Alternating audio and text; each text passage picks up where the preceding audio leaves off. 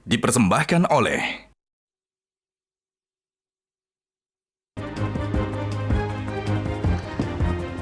ada 41 daerah pada Pilkada serentak 2024 yang hanya diikuti oleh calon tunggal, sehingga otomatis calon tunggal itu akan bertarung melawan kotak kosong. Jumlah daerah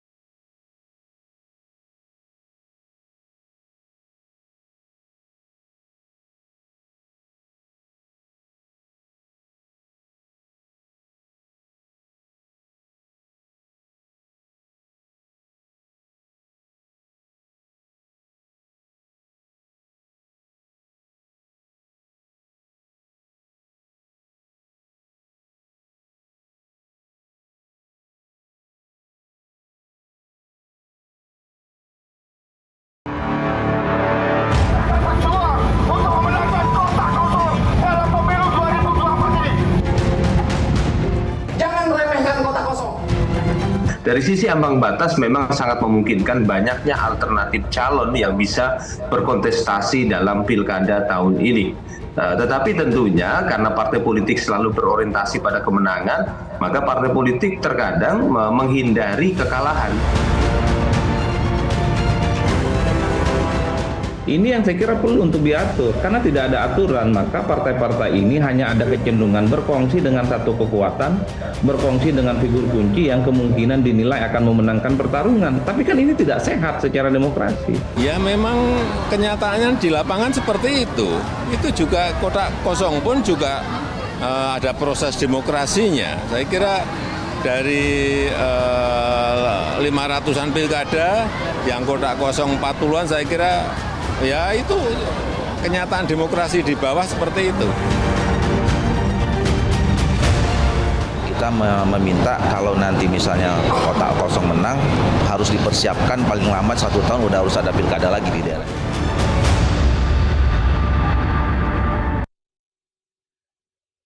Baik, pemirsa, untuk membahasnya sudah hadir 5 narasumber di studio Metro TV. Di sebelah kanan saya sudah ada anggota Dewan Pembina Partai Gerindra, ada Bang Ahmad Riza Patria. Selamat malam, Bang Riza. Malam. Berikutnya ada juru bicara Pilkada PDI Perjuangan, Seno Bagoskoro. Selamat malam, Mas Seno. Malam, Mbak Silvia. Ya, selanjutnya juga ada Ketua Komisi 2 DPR RI fraksi Golkar, Bang Ahmad Doli Kurnia. Bang Doli, selamat malam. Terima kasih sudah hadir.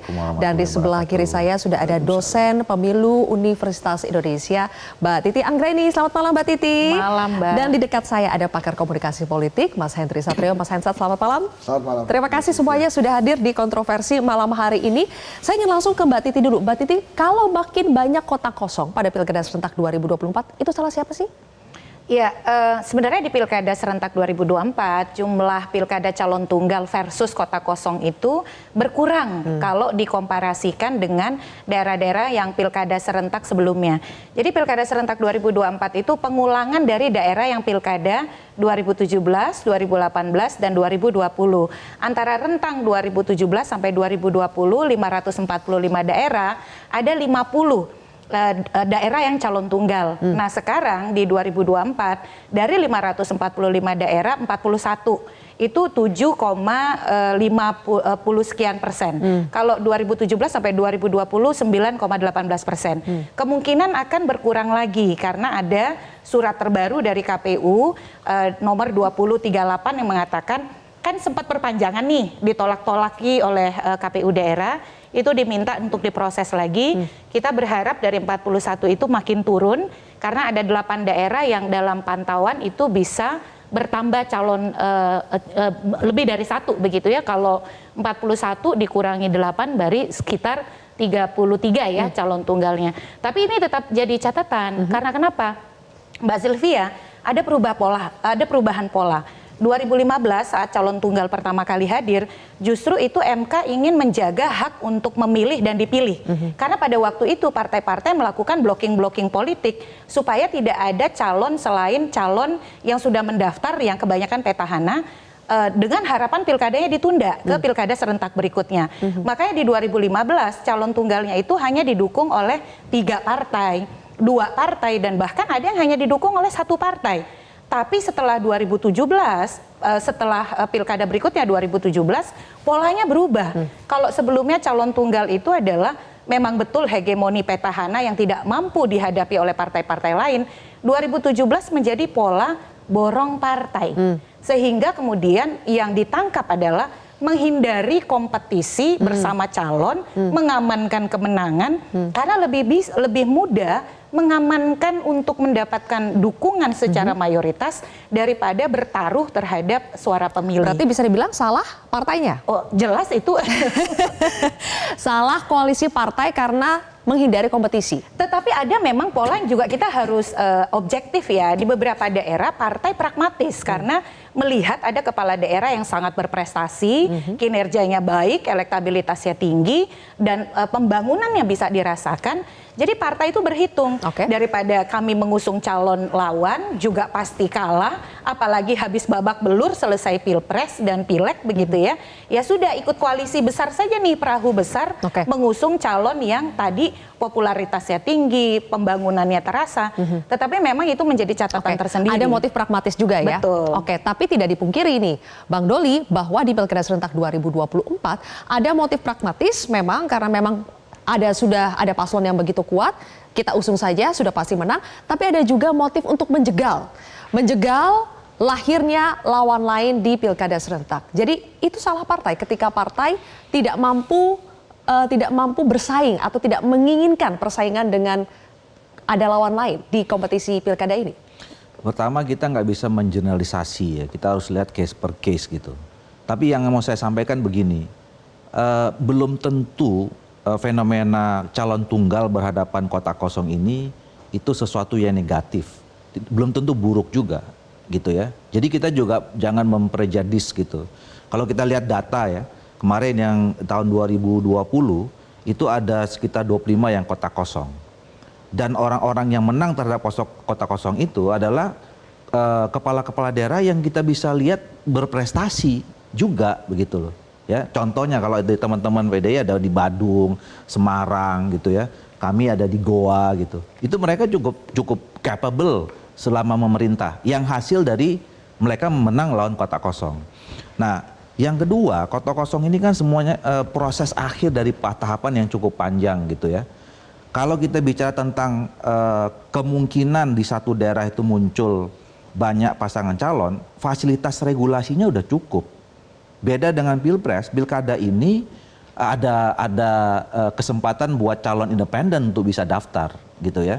Nah kemudian yang kedua, soal ambang batas kemarin, walaupun kemudian sangat mepet gitu dengan pendaftaran, itu dimungkinkan juga untuk muncul banyak calon yang baru gitu. Nah tapi kemudian ada 2 problem menurut saya ya. Ini pengalaman saya selama menangani pemenang pemilu di 2-3 kali pilkada. Pertama, ada memang daerah-daerah yang nggak mudah mencari tokoh figur yang merasa mereka punya kapabilitas untuk maju dan mendapat kepercayaan dari publik gitu. Nah ini problem siapa? Ya oke lah, mungkin kaderisasi atau kemudian pembinaan penciptaan kultur yang kondusif untuk munculkan tokoh dari partai politik mungkin masih kurang di daerah itu. Kegagalan kaderisasi harus diakui ada. Ya bisa jadi, ya dong. tapi juga gini, itu tidak bisa disalahkan dengan partai politiknya aja. Misalnya kan banyak juga calon yang muncul dari birokrasi. Nggak ada juga birokrat yang merasa punya kapasitas untuk tampil jadi tokoh dan mendapat dukungan dari masyarakat. Masyarakat juga nggak beri kepercayaan kepada tokoh-tokoh itu. Satu. Yang kedua, ada juga kadang-kadang di satu tempat kita punya figur yang bagus-bagus gitu ya. Tapi mereka sadar bahwa politik di Indonesia ini mahal, pemilu di Indonesia ini mahal, harus menyiapkan sekian logistik segala macam. Jadi dia urung, waduh ini kita nyari duit dari mana gitu. Nah jadi masalahnya juga kompleks, nggak bisa disalahkan kemudian soal partai politik. Nah ada yang menarik nih, tadi kalau misalnya Titi bilang ada partai-partai politik yang berlomba-lomba mendukung petahana, memangkas calon yang lain. Saya punya pengalaman. ya, baik sekarang maupun yang di 2020, ada partai-partai politik yang sepakat asal jangan incumbent yang maju. Nah, jadi mereka menemukan tokoh yang mereka menganggap ini si petahananya ini, waduh ini nggak bener nih. Dia malah berusaha untuk mengumpulkan, mengonsolidasi semua partai. Jadi artinya membuat reaksi yang mereka, udah kalau gitu kita cari figur baru aja.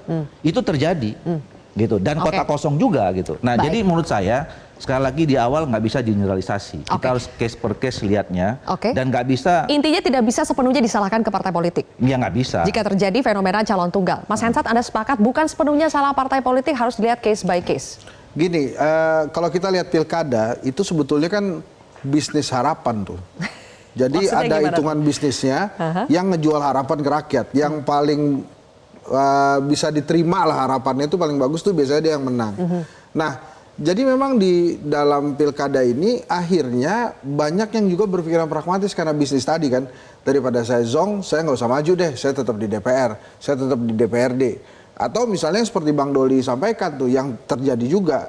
Pokoknya daripada si incumbent, mendingan kita matikan dia, kita munculkan lagi orang baru.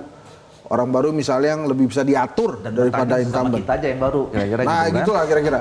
Ini incumbentnya nggak bisa diatur nih, kita cari aja yang baru lah gitu. Ya, dan itu emang terjadi. Itu terjadi kan, makanya menurut saya kalau kita bicara kota kosong itu kita juga mesti bicara tentang ambang batas atas. Nah itu mungkin yang belum pernah dibicarakan ya Bang. Ini oke lah kita dan batas bawahnya itu 6,5, 7,5, 8,5. Tapi harus ada ambang batas dong, 30% misalnya. Supaya tidak diborong semua tiket itu sampai 16 partai politik, iya, bahkan 18. kalau misalnya nanti threshold disepakati 0% pun itu tetap harus ada ambang batas atas. Sehingga orang nggak bisa main borong semua. Keroyokan. Dan akhirnya yang nggak ada calon lain. Justru yang menarik pada saat sekarang ada yang mengajukan ke MK, kota kosong harus tetap ada.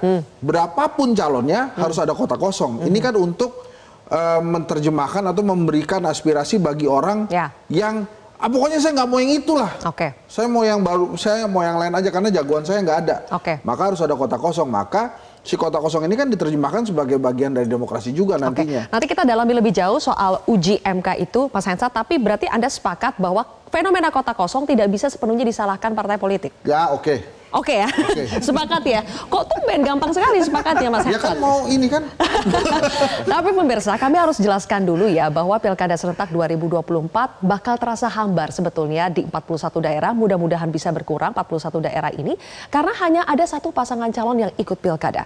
Artinya saat pencoblosan 27 November nanti pemilih hanya punya dua alternatif, memilih calon tunggal atau kota kosong. Kita akan lihat dari 41 daerah dengan kota kosong itu sebetulnya ada di mana saja sih daerah-daerahnya. Ini sudah kami petakan, 41 daerah itu tersebar hampir dari Sabang sampai Merauke ya. Tapi kalau mau kita tarik lebih spesifik, ada satu di antara 41 ini yang merupakan pemilihan gubernur dan wakil gubernur, yaitu ada di Papua Barat.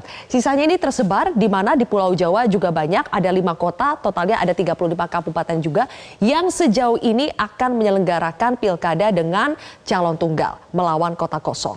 Nah, dari 41 daerah dengan kota kosong ini ternyata 33 diantaranya itu diikuti oleh calon tunggal yang merupakan petahana. Jadi bisa kita bayangkan betapa dominasi dari calon petahana ini begitu besar sehingga akhirnya tidak ada pesaingnya di daerah-daerah tersebut. Berikutnya kita akan lihat bagaimana fenomena munculnya calon tunggal di Pilkada Serentak sebetulnya sudah terjadi sejak tahun 2015. Kita lihat perbandingan jumlahnya di tabel ini. Di 2015 kita juga harus melihat ya peserta pilkada yang ada di tiap tahun itu berbeda. Di 2015 ada 269 daerah dan daerah dengan kota kosong 3. Berarti presentasinya kecil sekali sebetulnya. Kemudian 2017 101 daerah, 9 daerah dengan kota kosong. Lanjut kita ke tahun 2018 naik menjadi 16 daerah karena memang daerah peserta pilkadanya juga naik menjadi 171. Kemudian di tahun 2020 ada 270 daerah peserta pilkada dan daerah dengan kota kosongnya 25 daerah. Dan untuk Pilkada Serentak 2024 memang paling banyak ini daerahnya dibandingkan dengan pilkada-pilkada serentak lainnya. ada 545 daerah, sehingga jumlah daerah dengan kota kosongnya juga terlihat lebih banyak ya dibandingkan yang lain, karena peserta daerahnya itu banyak, 41 daerah. Tapi mudah-mudahan bisa berkurang jumlah ini karena ada masa pendaftarannya yang ternyata diperpanjang oleh KPU. Tapi pertanyaan saya kembali ke Mbak Titi, menurut Anda apakah setiap pilkada serentak memang kita sudah lihat muncul fenomena kota kosong. Tapi kenapa kemunculan kota kosong pada pilkada serentak 2024 ini kental dengan aroma kesengajaan. Sengaja dibuat tercipta kota kosong. Iya, tadi Bang Doli juga sudah menyebutkan intensi itu salah satunya karena tidak menghendaki incumbent atau petahana. Cara satu-satunya mengalahkan petahana yang dilalanya tidak disukai oleh partai, tapi ternyata elektabilitasnya tinggi. Nah, itu adalah dengan blokir akses pada pencalonan. Itu ada motifnya. Yang kedua tadi, fenomena memang ada kepala daerah yang populer, yang elektabilitasnya tinggi. Itu harus diakui ya. Kita sebut saja branding misalnya. Eri Armuji di Surabaya itu sangat tinggi elektabilitasnya. Jadi partai juga merasa ya sama saja sia-sia kalau melawan orang yang 80% sudah punya potensi keterpilihan. Hitungan bisnis juga ada tuh. Kan nah, ya betul. Termasuk ya yang kemudian lebih baik kita kompromi, nanti bisa mendapatkan konsensus tertentu, ya mana tahu begitu ya. Nah, yang berikut adalah putusan MK. Memang datangnya cukup terlambat, tapi itu kontributif mengurangi calon tunggal. Saya terkejut Bang Doli dengar data dari Pak Rahmat Bagja Bawaslu, kalau tidak ada putusan MK, calon tunggal itu potensinya di atas 100 katanya. Nah, lalu yang kemudian memang kalau kita lihat pola mayoritas dukungan calon tunggal ini, jumlah partainya itu di atas 10. Bahkan ada yang 16, 15, 18. Jadi upaya itu memang kan ingin mengerem akses kepada pencalonan supaya yang lain tidak dapat tiket.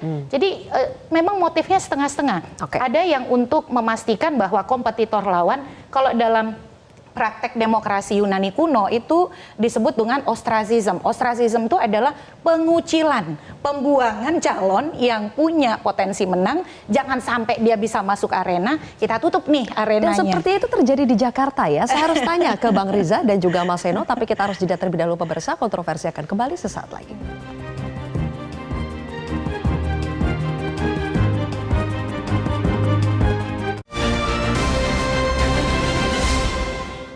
Jelajahi cara baru mendapatkan informasi. Download Metro TV Extend sekarang.